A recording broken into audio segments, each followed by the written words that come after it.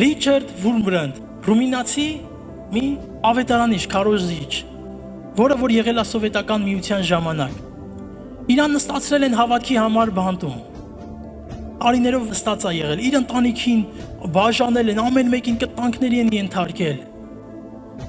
Գիտեք, նա իր գործը անում էր, մեծ հանձնարարականն էր անում։ Դրա համար նրան նստացրել էին։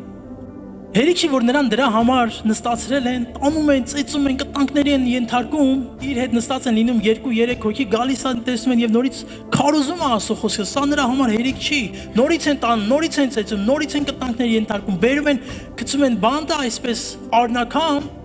գիտեք ինչ է անում, վեր է կենում, նստում է իր տեղը, ասում է տղերք, որտեղ էինք ասել, հալելույա, այնքան ուժեղ ասա, ասում է տղերք, որտեղ էինք ասել, շարունակում է նորից Աստծո խոսքը խոսա, նորից իր հանձնարարականը կատարի։ Թող ոչ մի բան, ոչ մի խոչընդոտ չլինի, որ մենք խոսենք ավետարանը։ Աշակերտները անցան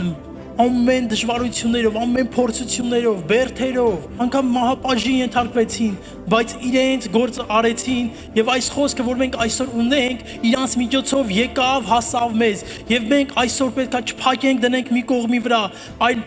վերցնենք, դուրս գանք աշխարհով մեկ տարածենք։